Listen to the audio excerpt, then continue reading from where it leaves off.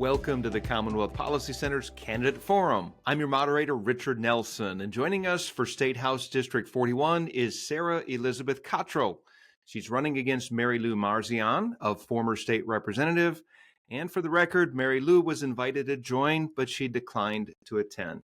So, Sara-Elizabeth, welcome to the forum. Thank you.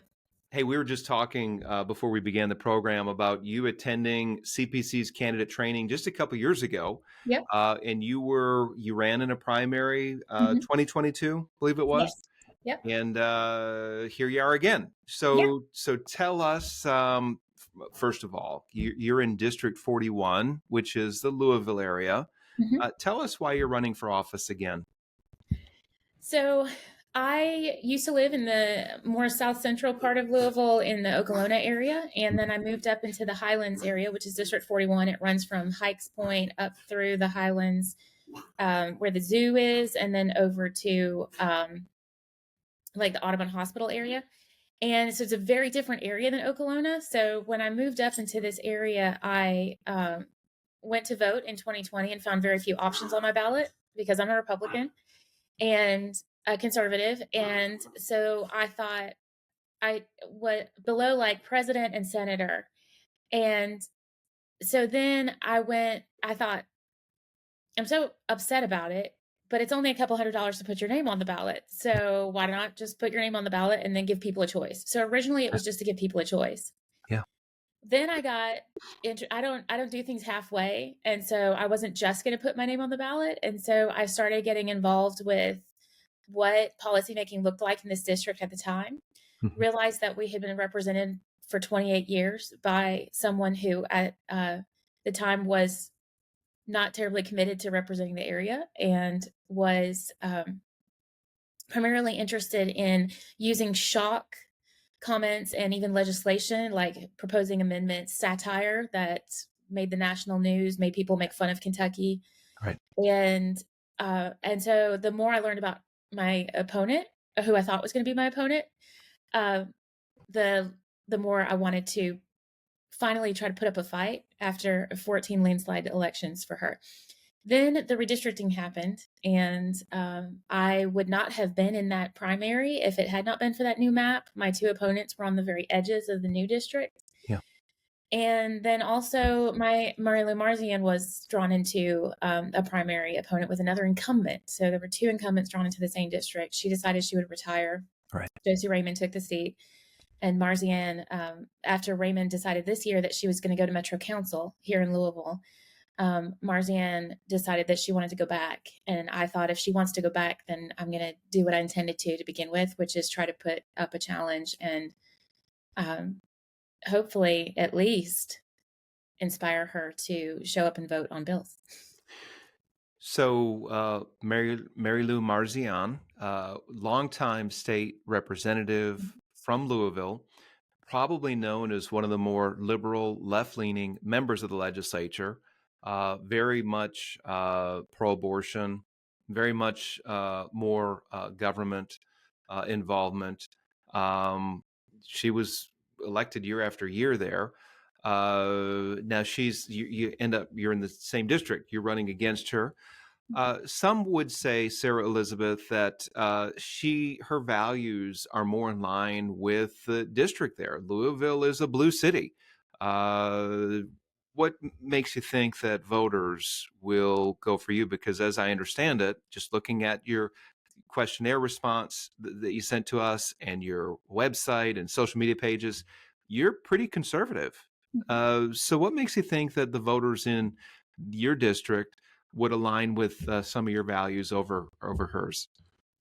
My question for District 41 is if your values, certain values, and of course there are lots of values that I hold in common with the vast majority of District 41. Yeah. Compassion for people, heartbreak over the marginalized school children of Jefferson County would be probably top among that. Energy renewal, Eastern Kentucky renewal. So I share lots of them, but the ones you're talking about tend to be the ones that people stick on, and that would be issues of, I guess, the social culture wars, abortion, sexuality, And my question is, if someone aligns with you on those values, what does it matter if they don't do anything about it? Mm, And so Marzian had the worst attendance record in the state house the last time she was there. mm, The last 3 years she was in office, she did not vote on almost half the bills. Those maps that where they redrew her into Raymond's district, and she was on the news with Lisa Wilner and Josie Raymond and the other women of Jefferson County saying how they had been targeted by these misogynistic maps. mm, She did not vote on those maps mm, because she was so complacent. And you can ask anybody in the legislature. She would take 4-day weekends every weekend mm, and get paid for it. And so that's my primary question is, okay, you want to vote for someone who agrees with you, but it's not their job to agree with you. It's their job to show up and represent you mhm. and vote. So I'm not going to agree with you on the abortion issue. Some of these people that I speak with, and we'll respectfully disagree. And I'll present my point. They'll present their point. I understand their perspective, but cannot share it. Uh, but let's talk about what we can do about the education system in Jefferson County, which is one of my passions. And I have concrete ideas that I believe many of people can get behind as far as how can we certify more teachers? How do we address the needs of English language learners, which is my specialty in the system? And also very strong on nuclear energy. What can we do about that? So I would say there are a lot of values I share with them. It's just the loud ones we don't, and she's not representing them there anyway. Very good. So, if you're elected, would you commit to be in attendance every day and to make sure that you show up for the votes? Absolutely. Barring like sickness or, my kid being in an accident or something. Absolutely. Every day. Yeah. Right, right. Uh, School choice. You just brought that up a moment ago, and this is one of the top issues that you are campaigning on. As you Yes. go door to door, are you hearing from the voters in your district that this is an issue of concern for them as well? It is, and on both sides, I find that the people who disagree with me are highly misinformed. And so I am really enjoying because this is something I'm so passionate about. I have 3 kids who have been in homeschool, private school, Jefferson County public schools. I have been in Jefferson County public schools as a consultant, as a teacher. I taught private school. I'm very involved in the homeschool community. Like I have my fingers in a whole lot of pies here. So very well educated on the matter. And I'm finding people think that they're buying some of the argument that it actually would be detrimental to Jefferson County, to Kentucky's kids, to Mhm, allow school choice. And as I come back and say, what you've been told is not correct, here's the actual information, mhm. they are listening and they are ready. And there are people I'm hearing that sometimes I don't even have to tell them. They say, I already know this is a mess. Like, why would we think that doing the same thing over and over is going to work for the kids?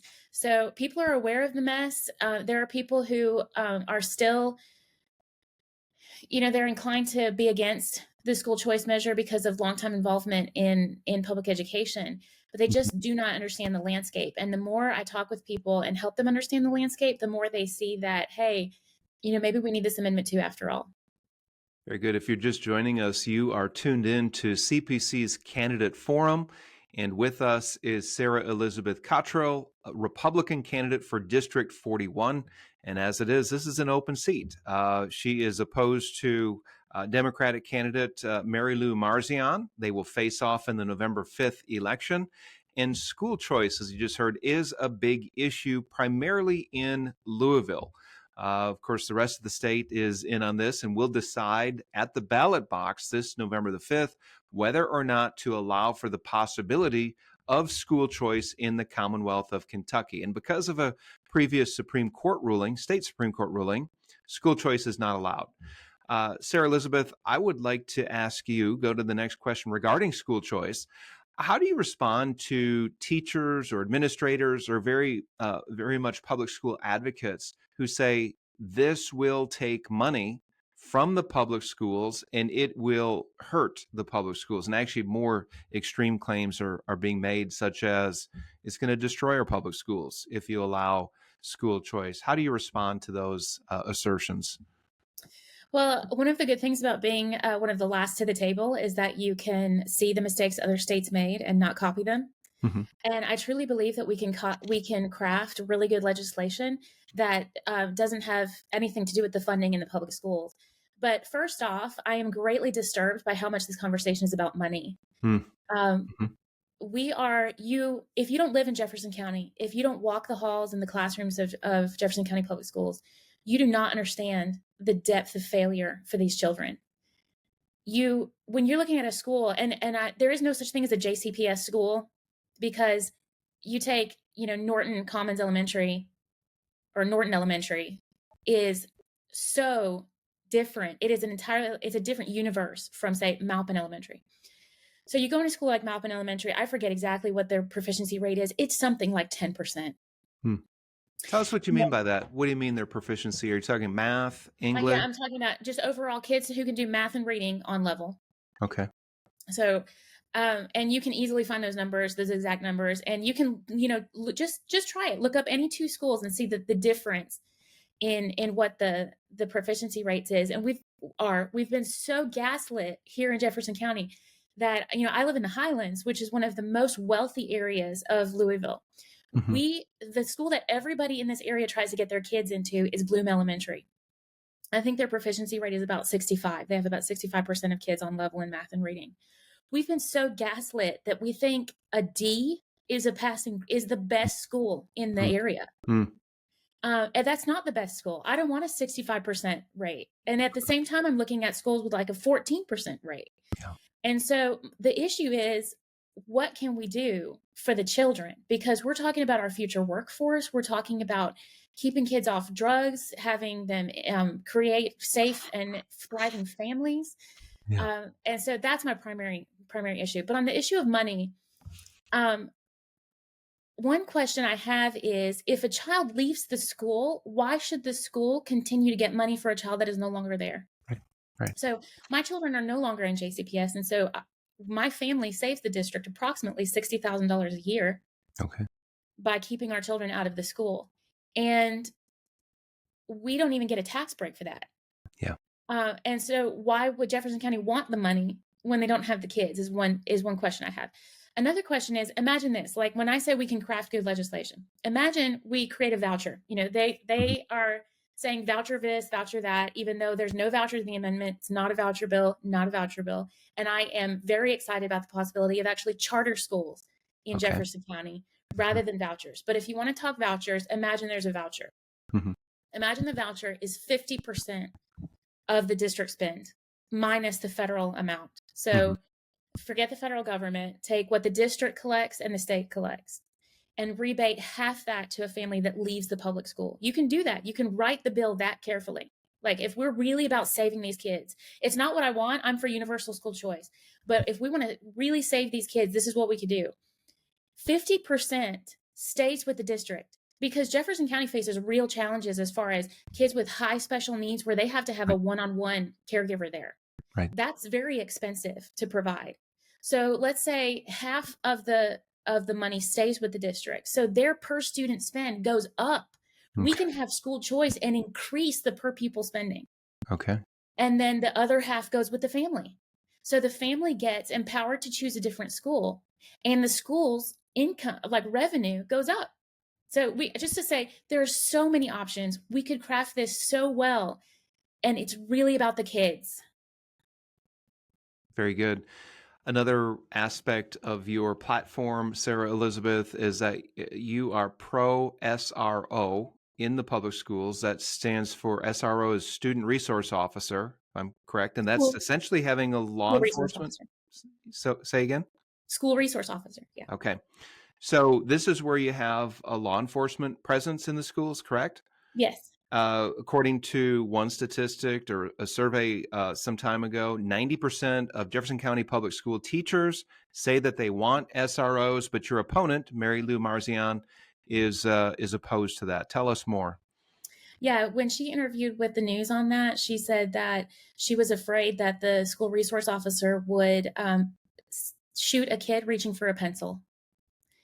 And I think that Mm. shows a fundamental distrust of our, like, why don't you just come out and call them stupid? Like, and not trained. We are facing a reality where schools are can be dangerous places, and nothing shows this better than what happened in Georgia last week or the week before. Um, 4 people died. How many people would have died if that student had not been stopped by the school resource officer? They saved lives. And so I Right. say, Right. I can go back to last week and show you where a school resource officer saved the lives of school children. Show me when a school resource officer has ever Mm. mistakenly shot anyone, much less a kid reaching for a pencil. Yeah. And the other thing is it's just mistrusting of teachers, and it shows that you're not in the situation. Um, I remember a few years ago there was a fight at Jefferson County, or not Jefferson County, Jefferson Town High School, and they had to call in police to take some of these students off of each other. Wow. And the parents showed up at the school board meeting with signs about why do we have officers kind of attacking our children? A 17-year-old linebacker is not a child for the purposes of talking about a school fight. Right. And I, as a teacher, I can't take a 17-year-old linebacker. Yeah. Um, I will say I have physically put myself between fighting students twice in the last 3 weeks. Okay. But we're talking kind of scrawny sixth graders Right. here. I would not feel safe doing that when you're talking about sophomores and juniors in high school. Mhm. And so I totally understand why the teachers said, I feel safer. They love their school resource officers. Mhm. And both Josie Raymond and Mary Lou Marzian came out against that. I felt like it was a slap in the face to Jefferson County teachers and didn't understand it. So, Sara-Elizabeth, you have firsthand experience about what is going on in the Jefferson County Public Schools right now. You're seeing the violence, you're seeing some of the lack of performance, substandard performance. Uh, Jefferson County Public Schools were in the news just the other week regarding fighting. There was a Mhm. high school there that had daily fights, sometimes multiple times a day, and it's gotten to a crisis point. Yeah. Do you know? And I can't recall the name of that school. It was a high school there, but do they have a student resource officer there at that school? Are you aware of that? My understanding from the legislation that passed is that there's supposed to be one everywhere. Okay. Um, and I'm not sure how that played out in the district. You never know whether or not they're following what they're supposed to do. Mhm. But again, this goes back to the school choice issue and the thought that people outside of the situation think that just more money is the answer. If only we could pay teachers better. Yeah. And I'll just use Hudson Middle, which has been in the news lately, as an example. I'm not sure the high school you're talking about, but Hudson Middle had a fight that started in school, got carried onto the bus, Mhm. which went off the bus into a neighborhood, and people got shot. Mhm. And those are middle school students. Mhm. And then they did a follow up story on how Hudson Middle has 12 teacher vacancies and they can't staff them. Mhm. And it is like there are openings at Hudson Middle. They're desperate for staff, and they have class sizes that are too big because they don't have the teachers to staff the classrooms.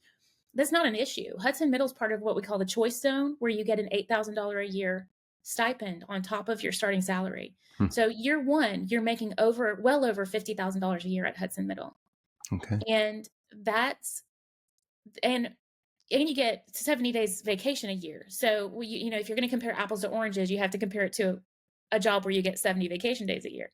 Mhm.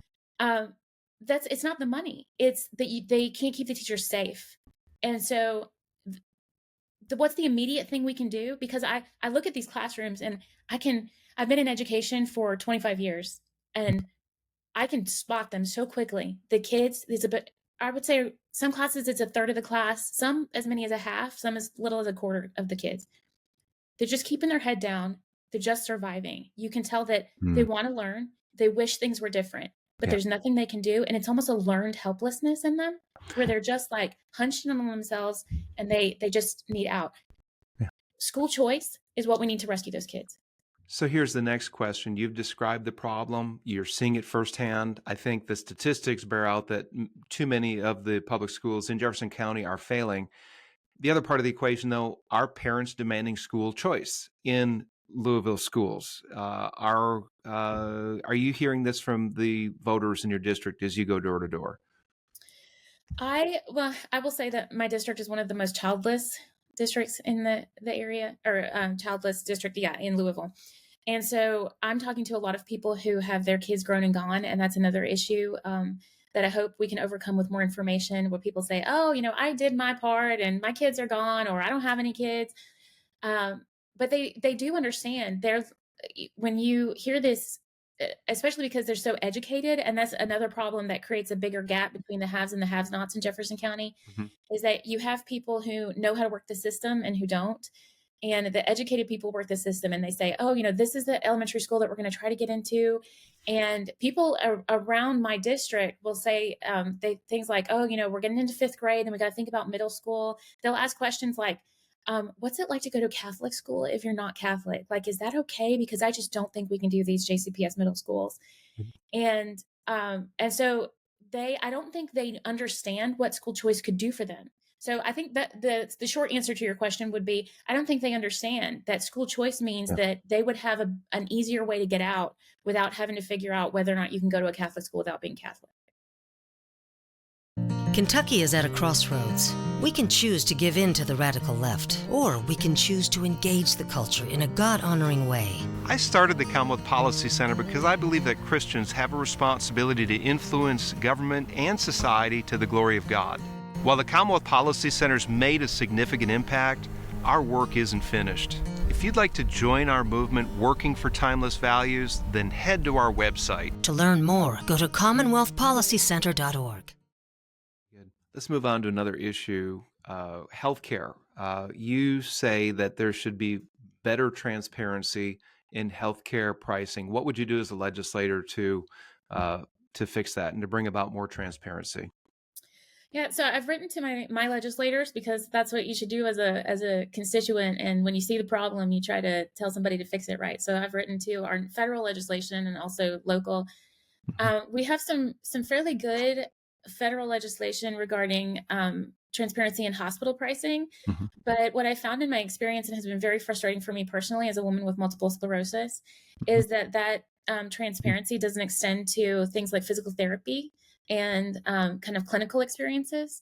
And so I have figured out how to work around it. For example, canceling physical therapy appointments in order to do telehealth that's provided through the insurance. Okay. But again, it's the issue of educated people knowing how to work the system. That shouldn't happen.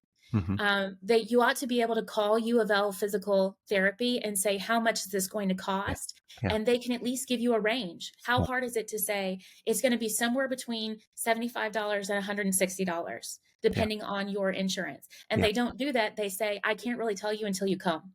Mm. That's challenging. Another issue related to healthcare is an issue called certificate of need. And essentially what this is it protects existing healthcare providers without allowing new competition come in. And I just probably overstated and oversimplified that.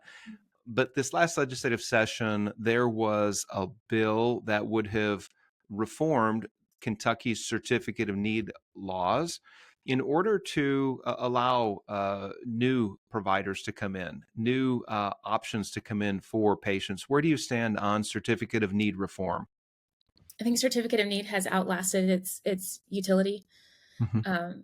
by some time. It's old, and it's an old idea that doesn't reflect the landscape of our current Hmm. um, healthcare needs, and particularly that I'm sensitive to the idea that the needs are very different in rural communities than they are in urban communities. So I highly respect Marianne Proctor and the work that she did on that, and I believe I would have voted yes on that bill. Hmm. And I want to see certificate of need reform, but I'm also open to the idea of doing it kind of in a step down, Hmm. uh, like piecemeal way, so that we can be smart about it and also get broad support for it. Because everybody's trying to represent their people, and you don't want to just ignore somebody who's coming and saying, I believe this is going to hurt my district. So again, healthcare is not my special area, but I have been trying to educate myself a lot on the topic. So I'm for certificate of need, and also open to the idea of stepping it down piecemeal in order to um, be open to how the feelings of legislators from different areas. Very good. You say on your campaign website that you'd make it a priority to fight human trafficking and child abuse. How would you go about doing that? By the way, we have seen several laws introduced, some have passed to combat human trafficking. What more can be done regarding human trafficking in particular? Sure. So I work every week with the immigrant population here in Louisville. I my specialty in education is language teaching languages, and Mhm. so I teach Spanish, also teach English as a second language. And so I've long worked with Refuge International to teach English language learners, adults that come in. Mhm. And one of the problems that I saw, again, just being a citizen with your eyes open, you see a problem and you want to do something about it, is a lot of immigrants who are coming in and they don't understand their immigrant status, like even if they have a work permit, or they are undocumented. And undocumented people are still made in the image of God and worthy of dignity and respect. Mm. Um, and they're being forced to work 60-hour weeks Mm. and live in difficult conditions because they think that that's their only option. And so I want to have a discussion about what we can do about protecting people, even when they're undocumented, or on different work visas here, because that is human trafficking. Forcing people to work Yeah. in order to avoid a punishment is human trafficking. I'm also concerned about, in Louisville, the massage parlors. I don't think there's any reason for a massage parlor to be open at 11 o'clock at night Mhm. and to have its windows completely shaded. Um, and so I've seen other areas do some effective legislation on what time massage parlors have to close, like what their hours of operation are, Yeah. whether how much lighting has to be there, Yeah. what has to be posted on the wall in there. So I'm interested in that because I know that those can also be a hub for human trafficking. Very good. Let's touch on a few other issues, and we're just about to wind down here. But you talk about banning the marketing of predatory gambling to children. Now, Kentucky has seen the expansion of gambling in the last few years here, but specifically, are you seeing gambling marketed to children? It's primarily in the lottery. Hmm. I am concerned as to why we can't put a cartoon character on a cigarette pack, but we can do Hmm. it on a lottery ticket. Hmm. And so that's my primary focus there. And I actually had a conversation this week with the equine industry as well, Hmm. on how we can prevent children from being involved in those activities, and things like the so-called gray machines, which can't technically can't be used, but then there's some that are still there because they're like, well, it's not technically a gray machine. And then you have children in Eastern Kentucky going in and playing with it as if it were, some kind of video game. Hmm. And that concerns me. Very good. Housing has been a major issue in Louisville. You say on your website that you want to be an advocate for safe and warm housing. This was in the news in the last few days where the state legislatures allocated significant dollars to increase housing, particularly for the homeless and vulnerable population there. What would you further do when it comes to the housing issue in Louisville? I appreciate the Safer Kentucky Act, helping the issue of street camping. I think it's a problem. Nobody likes it, and it's not safe. It's Mhm. not safe for the people who are doing it, and it's not safe for the people in the neighborhood. It creates unsanitary conditions. It's very often done during on busy streets here in this district. It's on Bardstown Road sometimes, Mhm. um, and and so our concern is what can be made to help keep people safe, and also be a warm and welcoming community. So I would like to see the number of beds in shelters increase. And I also appreciate the LMPD and their compassion for people and making sure that they have a safe and warm place if they want it. I would like to see them to continue training their officers in how to best address that. Also, on the issue of housing, in my district, we don't have much, oh, the word's escaping me, like concentration, Mhm. smaller property sizes, smaller lots. And I know a lot of this is a Metro Council issue with zoning, but I the question in my district is what can we do to increase affordable housing for people, because property Mhm. values here are out of control. Mhm. And to to make maybe the lot sizes smaller and have more of those houses that are the tiny houses. I think that that's a great idea. Mhm. Whereas people in the district here are reluctant to see high rises because it doesn't fit with the aesthetic of the area. Right. And also, we have a nice tree canopy here. I have raptors visit my backyard. And yeah, so that's kind of the ideas I have. Again, not an area of my specialty, but a place where I can learn a lot. Very good. Sara-Elizabeth Cottrell, she is the Republican candidate for District 41 in Louisville. You've got the last minute, Sara-Elizabeth. Tell the viewers here why voters should vote for you on November the 5th. Well, I wanted to add nuclear energy to the Okay. list of topics.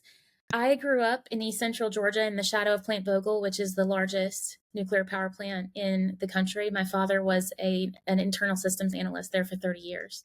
Mhm. And I used to think growing up when I saw cooling towers anywhere that it was all nuclear power. Mhm.